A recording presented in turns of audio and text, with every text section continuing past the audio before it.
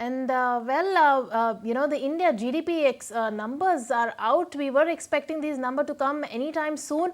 We can see the October-December GDP growth at 8.4%. India sees, the growth of 2023-24 at 7.4%. That's the number coming in right now.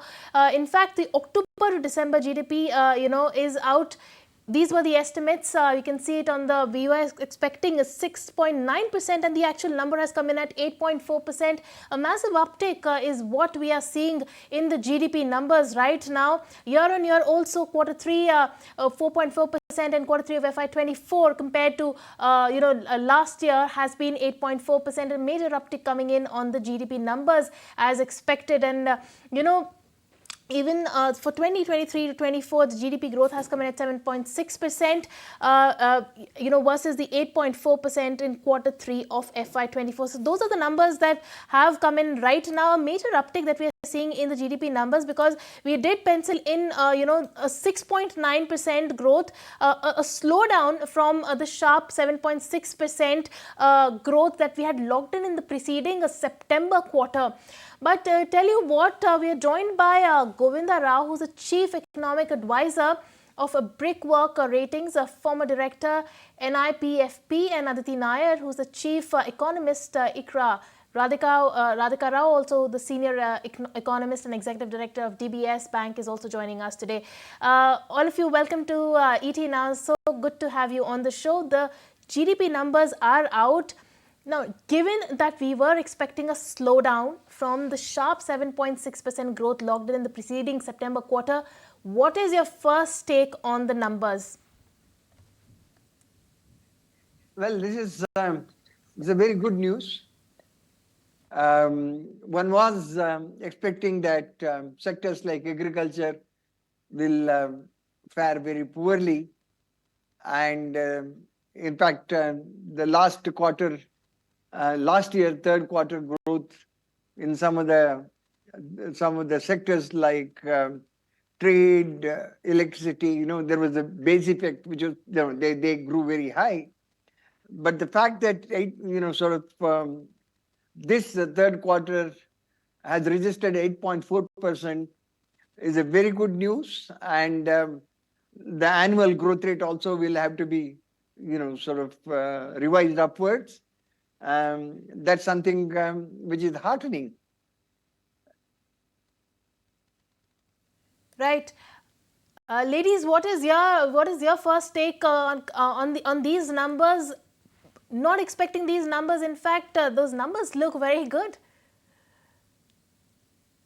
Yeah, thanks. I mean, it's a very interesting set of numbers. Yes. We've got a completely divergent trend between the GDP and the GVA growth between the sequential quarters. So while the GDP growth has gone up and crossed 8%, we've actually got the anticipated slowdown when we look at the GVA metric. So that has come down to 6.5% in Q3. Our forecast was a little bit lower at 6%, but nonetheless, there is this deceleration has shown up on the GVA side. The difference between why we have this divergence between the GDP and the GVA growth is because there's a massive increase in the net taxes component. So taxes less subsidies.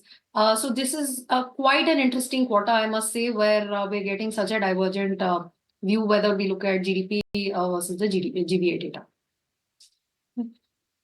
Right. Radhika, what's your first take of the numbers of a completely divergent number that has come in at 8.4%? Well, what were you penciling in?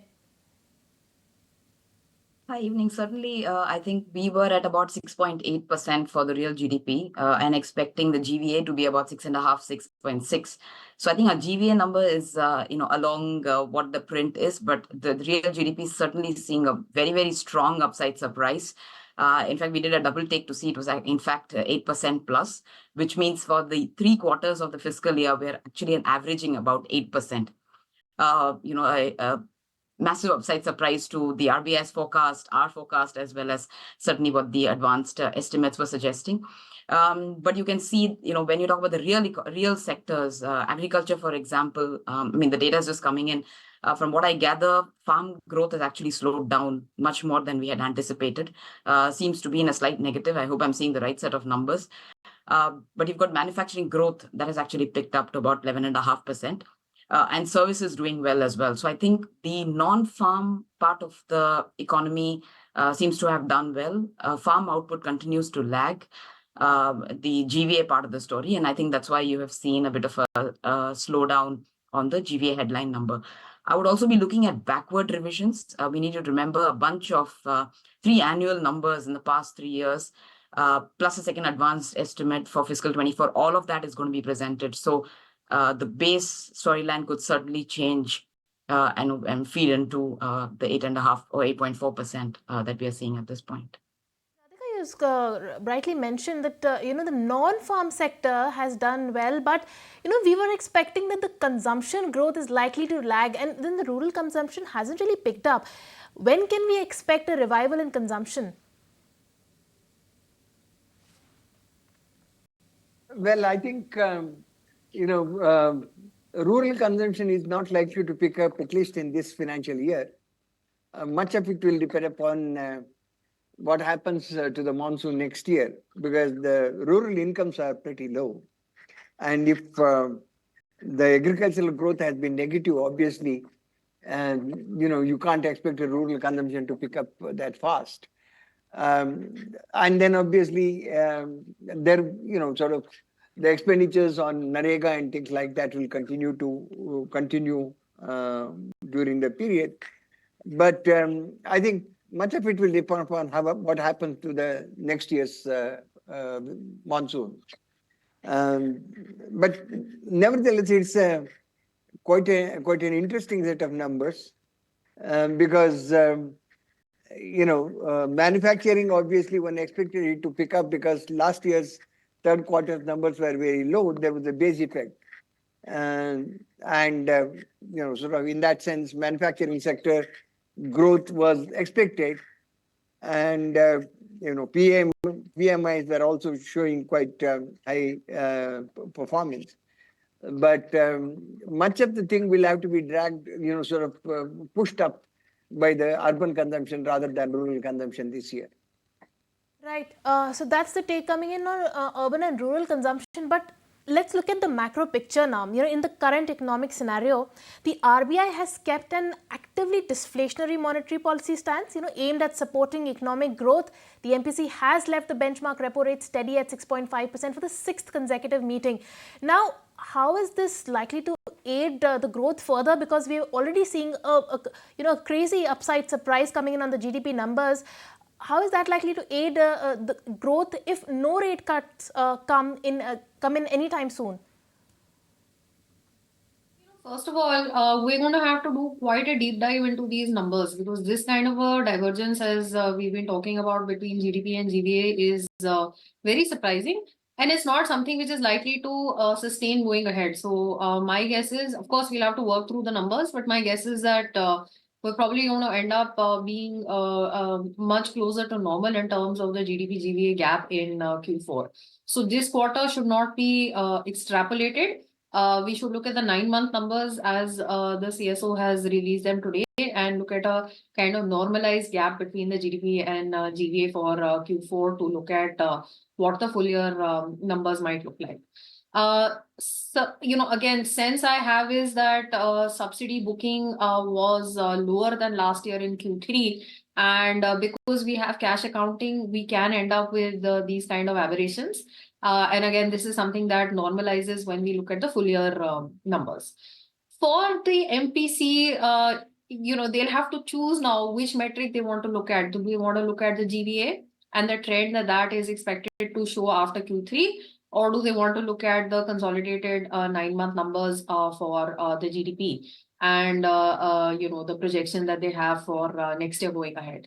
My sense is that today's numbers are going to be, firstly, we need to really understand the numbers in a lot more detail to get a better sense of what the MPC is likely to do. Until today, our baseline was that the RBI is unlikely to cut rates until August. By August, we will have one more GDP print. So we will have the Q4 print coming in May, and that will give us a lot more understanding as to how the whole year has moved. We'll know what the monsoon is likely to look like in the next season, and the implications of that for the agri sector and for rural demand. So let's see to what extent the rate cut decisions end up getting postponed. But there is a lot of data to come in between now and, in any case, the first policy where we were expecting rate cuts, which is August. So I think a lot of water needs to flow under the bridge between now and then before we can kind of get a better sense of how much delay there may be in rate cuts going ahead. Radhika, coming to you, in fact, that was my next question. Aditi mentioned that these rates are not, these numbers are not sustainable going ahead. What's your take on this? This kind of a divergence, this kind of a big upside surprise, is that likely to sustain? Certainly, I think we should really look at the real sectors and the contribution thereof. So I think GVA certainly, gives you a good idea of what's happening in the undercurrent, and I think that is broadly along expectations. Farm sector has been, under weather disturbances, delays in shortage in terms of production. All of that has been impacting output. We are going into fiscal 25 expecting a normal monsoon. But weather has been lately, really a wild card in most countries. But I think in the non-farm, like I mentioned earlier, certainly doing well. So I would think that the undercurrent about the economy should be much more, at this point, looked at the GVA, because usually the gap between a GVA and GDP is anywhere between 20 to 30 basis points, sometimes even 10 basis points. You are certainly seeing more than, percentage, 2% kind of gap this month. So certainly requires a deeper dive to see where this is going. But if we were to take the GVA as our, the real sectoral growth, we are finding ourselves still above 7%. So I think that is certainly, positive storyline. We have a full year real GDP forecast of about 7.1%. Now with the run rate of about 8%, we'll have to see how that factors out. So probably give two estimates, one for GVA and one for real GDP. With this scenario, and I think back in February, when the central bank met and shared their view on growth, everybody was of the view that it's quite a Goldilocks kind of situation, right? So they had expected growth to be 7% for a third consecutive year in fiscal 25, inflation slightly above target. Now that kind of a backdrop, and now you're seeing a GDP number averaging about 8%. If again you look at the real GDP, I don't see any justification that the authorities might find to go dovish too fast. I think even this real rate gap that we all refer to, even that kind of loses the debate if this is the kind of growth momentum we are carrying. So net, I think we will certainly wait for one more quarter of data. I do think backward revisions also need to be factored in. And this kind of a gap between GDP GVA, which I think in 2 quarters hence might normalize. So you might see real GDP adjust lower. Right. So one more quarter of wait and watch. But going forward, what is likely to aid? What are going to be the key drivers for growth besides investment and government spendings? What are going to be the key drivers, key factors that are going to really be the levers of growth? Yeah, no, I mean, just to go back a little, there are two issues which the Reserve Bank will have to take into account. One is the fact that, there is the divergence that has been talked about. GVA is still only 6.5%. And then the second thing they need to look at is what the price trends. Obviously, since they are looking at 4%, sort of target, consumer price index target, then obviously I do not see any rate cut in the near future. Because the Reserve Bank will try to continue with the thing. Now, the growth drivers in the future will have to be the fact that government investment has been one of the major drivers, and they will have to, and one is hoping that there will be a greater crowding in from the private sector and the private investment will come. But borrowing cost will continue to be, continue to be a consideration because obviously the in terms of the real rate of interest, the borrowers, the corporates will have to pay much higher interest. But eventually, I think the monetary policy, will have to transmit, and then eventually they will have to have a situation where private sector investment will have to pick up. And considering the overall scenario and the fact that the government has continued to spend quite a lot of money on the infrastructure, that's one of the things that might happen. Because exports are not going to go up so soon. All right, exports are not going to go up so soon. That's the word coming in. But Aditi, Radhika, and Mr. Rao, thank you so much for joining us today. And well, let's quickly go across and see all the number crunching. Then the fiscal deficit for the first 10 months of FY24 has come in at 11.03 lakh crores, which is 63.6% of the full FY24 revised target. Now, this is lower than the last year when fiscal deficit were for the same period stood at 11.9 lakh crores or 67.8% of the full year target.